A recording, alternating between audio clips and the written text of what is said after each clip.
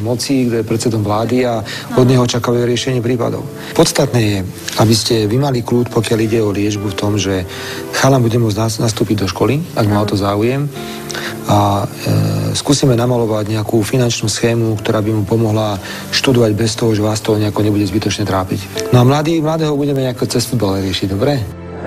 Takto prichádza premiér a prichádza zahraničný host. Sa postavím ja, už stoja novinári pripravení. Prvý bude mať slovo Michal, nech sa páči. Takže dneska ešte stretnutie s pánom premiérom z Poľska dopadlo veľmi dobre. Pán premiér, to máte za tie vajcia a ešte raz to mäso pokazané. Ešte raz. Viete, aby ste ma rozumeli, ja by som bol nerád, keby toto vyznelo tak, že ja sa cítim byť nejaký vinný z niečoho a teda, že sa pokúšam tú moju vinu zmazať, pretože sú tak nastavené zákony, tak sú nastavené parametre. Je to málo. Ja viem, že to je veľmi málo. Ale je to tak všetko vážne vo vašom prípade, ešte vrátane neschopnosti manžela si plniť povinnosti alebo ex-manžela vo vzťahu k deťom, že by som chcel takú tú podstatnú časť energie venovať na také systémovejšie rozhodnutia, ktoré sa budú týkať viacerých ľudí, podobným ako ste vy, ale rovnako zase máte tých chalanov naozaj zlatých, takže už len preto, že išli s vami sem, tak myslím si, že je asi celkom prirodzené. Také niečo osobné by som pre nich vymyslel. Ja teraz odchádzam preč na 3-4 dní, ale keď sa vrátim, tak verím, že v spolupráci s mojimi kolegami, o čom sme sa bavili, dáme dohromady. Tak v tom prípade vám teda dám taký návrh. Môžem vás pozvať do štúdia Modrého z neba? Príjmem veľmi rád pozvanie, pretože aspoň to môžeme završiť nejako, tieto naše rozhovory, ktoré sme teraz mali. Dobre, tak ste teda... A sa o nich ešte postaráte? Nepotrebujete, aby sme ich niekde povozili? Možno, že by si aspoň hrad pozreli, neviem, či ešte otvorené. By ste absolvovali takéto veci? Ja môžem kľudne poprosiť môjho vodiča, nech vás naložia do auta a nech vás trochu povozia. Pán premiér na mňa zapôsobil trošku inak, ako vyzerá v televízii. Zapôsobil na mňa ako normálny človek. Veľmi dobre, je to lepší človek, ako ho opisujú v novinách. Návšteva u pána premiéra je aj taký neočakávaný, ale splnený sen. Je to pekné od neho, že chcel ako mi riešiť situáciu. Aj to sa mi páčilo, že proste ma prijal. Nemusel ma prijať. Chce mi pomôcť. Je to pekné od neho. Hozaj som do neho takto rýpla. Chcel mi dokázať, že no tak dobre, ja ti to nevrátim späť. Ja ti to vrátim úplne iným štýlom. Ja viem, že to v našej republike nie je ľahké, ale dúfam, že bude riešiť nielen moju situáciu, ale našľapne aj ďalšie veci, ďalšie rodiny, ktoré takto trpia. Ten vzorec, ktorý som chcela pýtať od pána premiéra, od pána Fica, už ho nebudem pýtať, budem čakať, ako sa bude to ďalej vyvíjať.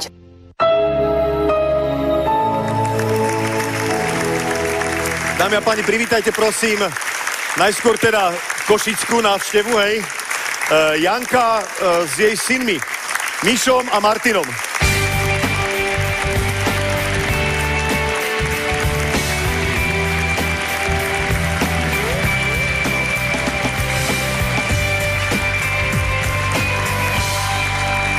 Janulka, ahoj moja. Mišo, čau. Ahoj. Martin, čau. Nech sa páči, poďte si sadnúť.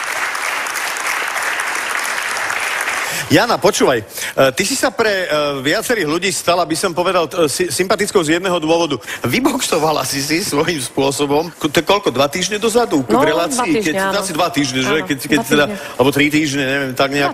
Prijatie teda u predsedu vlády. Aký si mala pocit z toho stretnutia? No na moje počudovanie veľmi akože, fakt môžem povedať, že som bola milo prekvapená, že ma takto prijal. Vieš, že som ja tak ako ocenil zase z tvojej strany, že si skôr zvolila taký ten tón, akože nejdem proste hádzať topánky po niekom, kto mi chce pomôcť, kto sa o mňa zaujíma. To mi prišlo také sympatické. Vieš, čo mňa jedna vec zaujíma, to je ako... Ty si sa totiž pred reláciou, ja som si to tu všimol, ty si sa stretla... S pánom premiérom, áno. S premiérom na 5 minút, vy ste tak niekde zašli ako bokom. Áno. A čo bolo? A čo, moja? Čo? Tak od pána premiéra som dostala... No takto, však sa prejdeme, poď mi to porozprávať, tak to mňa to zaujíma, že čo, jak bolo s premiérom za rohom? Dostala som od pána premiéra takú výpomoc kvôli tomu, aby som mohla lepšie zdolávať túto moju chorobu. Prejdeme sa ďalej, no. Takže ty si dostala výpomoc nejakú a ty by si aj, čo ja viem, nejak ju tak akože konkretizovala, alebo... Tak je to na taký rok. dá sa povedať, na takú... Počúvaj, čo vykecávaš, ako nemieníš mi to povedať ako reálne, alebo... No tak... Počúvaj, dobre, myslíš si, že okrem takého toho vášho súkromného stretnutia za rohom, že mohol by som ešte aj tu teraz? No, kľudne. No dobre, dámy a páni, predseda vlády Slovenskej republiky, pán Robert Fico.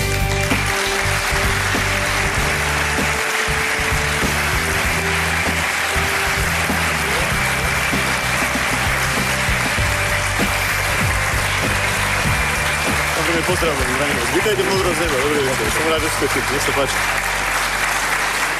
Pán premiér, ja som čakal, akým spôsobom ľudia zareagovali na váš príchod, lebo ono, je to svojím spôsobom také vstúpenie, ja nechcem povedať, že do ringu, pretože byť sa tu nejdeme. Kde plánujete? Buďte kľudní. Tak sa pozor, zase ja akože kluky tiež viem robiť, hej? Môžeme ísť spolu zajtra ráno na hrádzu. Hej? No, kľudne o 7 čakám. Kto vyhrá, zostavuje budúcu vládu? Napríklad. Prčic. To by ste ju zase zostavovali. Toto nie. Tak dajte mi 3 mesiace na tréning.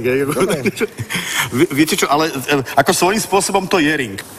Áno, je to tak, pretože politik je terčom a keď vzniknú situácie, ako napríklad má pani Janka, tak je pochopiteľné, že hnev a frustrácia sa prenáša na ľudí, ktorých najčastejšie vidí na televízii alebo možno vníma vo verejnom živote. Preto ja sa určite na pani Janku nehnevám ani za vyjadrenia, ktoré mala. Naopak, jej prípad ma opäť vtiahol do reálneho života, pretože riešime všetko možné. Musíme veľa cestovať. A potom príde človek a porozpráva normálny ľudský príbeh. Takých je veľmi veľa na Slovensku a vtedy som si povedal, bude dobre sa stretnúť s pani Jankou, pohovoriť s ňou, pretože potom má politik zase lepšiu predstavu o tom, ako Slovensko je, alebo ako nie je. Ja musím povedať, že v pozícii premiéra sa človek stretáva s obrovským množstvom aj nešťastia. Bol som na mnohých miestach veľkých tragédií, či to boli banské tragédie, alebo to boli dopravné nehody s veľkým počtom obetí. A rovnako som konfrontovaný na rôznych výjazdoch a stretnutiach s individuálnymi ľuďmi, ktorí prídu za mnou. Okrem toho mi obrovské množstvo ľudí posiela listy s podobnými osudmi. Ale vždy má predseda vlády k dispozícii nejaký aparát, mechanizmus, ktorý mi pomáha pri vybavovaní týchto vecí. A toto bolo tak osobné, pretože ja som pani Janku naozaj chápal, možno keby som ja bol v jej situácii a vidím tam premiéra v televízii, no tak mu vynadám. Pretože je to predseda vlády, očakáva sa od predsedu vlády, že bude riešiť všetky veci naraz a každomu pomôže. A najmä som potreboval sa opäť vrátiť na zem, pretože stále riešime nejakú konsolidáciu verejných financií, stále nás trápi nejaké Grécko, stále nás trápi nejaký Cyprus, stále nás trápia nejaké peniaze a pritom ľudia naozaj žijú z veľmi mála peňazí. Ja to musím povedať, pretože nechcú tomu veriť moji partneri v zahraničí, keď im hovorím, že u nás je naozaj bežný plat 450-500 eur a že ľudia žijú z dôchodkov 280-290 eur a nikto mi neverí. Pani Janka ma spucovala, keď dokonca povedala, že chodíme iba pred voľbami, keď potrebujeme ich hlasy, ale myslím, že sme si to vyrozprávali, pretože tých návštev je veľmi veľa. Preto ja budem veľmi rád, ak Slovensko v tomto ťažkom období obstojí, a potom, keďže je v eurozóne, postupne s tými silnejšími krajinami pôjde ďalej. Čiže obstáť a urobiť aspoň 1-2 kroky dopredu. Ale ja nebudem nikomu slobovať pečené kurence, že nám budú padať do úst. Takto naozaj budúcnosť na Slovensku nebude vyzerať. V prípade pani Janky, pretože je to komplikované, ak som teda pochopil celé pozadie prípadu vašeho, tak som poprosil ministra práce, sociálnych vecí, pána Richtera. Poprosil. Môžem sa spýtať, že on má čo rád? Teda Kaliňák má praženicu, Kažimír párky. A Janko Richter zje všetko, tam nie je problém. Tam nie je problém. Tak som ho poprosil, aby dvaja alebo zamestnanec z príslušného úradu si s vami sadol. Pretože naozaj sa môže stať, že v takejto komplikovanej situácii máte na niečo nárok, o čom vy ani nemusíte automaticky vedieť. A pozrieme sa na to, či všetko, čo máte podľa zákona dostať, aj dostanete. A možno aj tam prídeme na niečo, že ľudia nemajú dostatok informácií a musíme o týchto informáciách alebo tieto informácie viac poskytovať. Napriek tomu vy ste sa teda rozhodli aj pre individuálnu pomoc. Je to ako drze, že to chcem od Jany vedieť, že teda taká... To je medzi nami osobná vec. Myslím si, že sme sa na tom dohodli, ale Ja viac o tom nechcem hovoriť. Jasné, podstate, pán premiér, však si cíti. Inak toto je, som bol u vás v pracovne, toto je moja pracovňa. Pekná. Tu prijímam zahraničné návštevy rôzne. Potom sem chodí štáb na praženicu a párky. Tak cítite sa tu zatiaľ dobre. No ja to idem ešte poď, Janulka, poď. Koľko? No, na rohu liečby. Tak vieš, ja sa, ako... Pán premiér, prepáčte, no tak ja to mám v popise práce zase, hej. Ja to mám v plate, aby som sa vyzvedal. Je to rádovo v 1000 eur? No, tak. Dobre, tak dobre, tak ja nebudem viac zistovať. Ďakujem.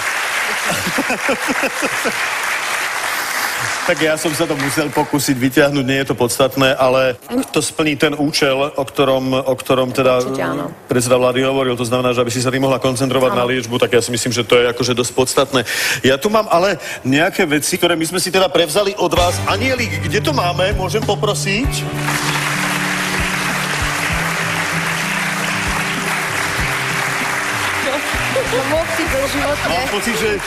Mám pocit, že toto bude niečo smerom, vidím tam lopty, vidím tam záchranárske záležitosti, toto asi teda bude smerom futbalistovi k záchranárovi. My sme veľmi rýchlo prišli na spoločnú reč, pretože hrávaš, ako si povedal, futbal.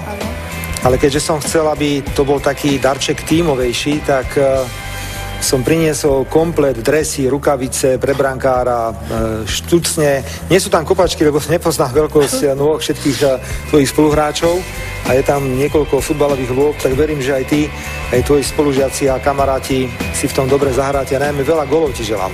Na tom ľavom kríle, dobre si pamätám? Áno. Takže, teda toto je pre futbalistu, ale mám pocit, že tie zadné veci, to nie sú charaktery futbalového.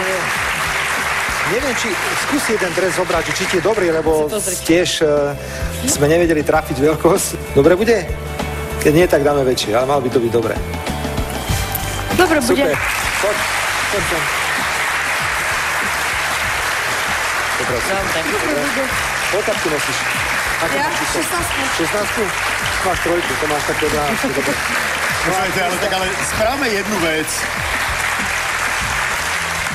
Poďme si s týmito chalanmi niekedy zahrať. No, nemám problém. Prečo nie? Futbal hrávam často, takže keď niekedy budeme v Košiciach, a to už nebudeme vládať. No tak my nebudeme vládať. Pri staršom synovi som bol veľmi prekvapený, keď sme spolu hovorili a mali sme veľmi zaujímavý súkromný rozhovor, pretože chodí na školu, ktorá je skôr orientovaná technicky, ale vybral si ošetrovateľstvo. Tak som si povedal, že ho možno poteší taký vak, v ktorom je aj oblečenie také záchranárske, je tam nejaká prilba, sú tam nejaké obväzy, je tam dokonca tlakomér, je tam merač na hladinu cukru, áno, pre prípad nejakých šokových stavov, tak verím, že si z toho niečo vyberieš a budeš to môcť použiť pri tej dobrovoľnej činnosti, mimochodom, ktorá je veľmi záslužná. Mňa to veľmi zaujalo, že chalan v takomto veku je nielen rozhodca, ale dokonca chodí na rôzne podujatia a poskytuje prvú pomoc ľuďom, ktorí majú to záujem, tak verím, že tam nájdeš niečo zaujímavé. Ďakujem.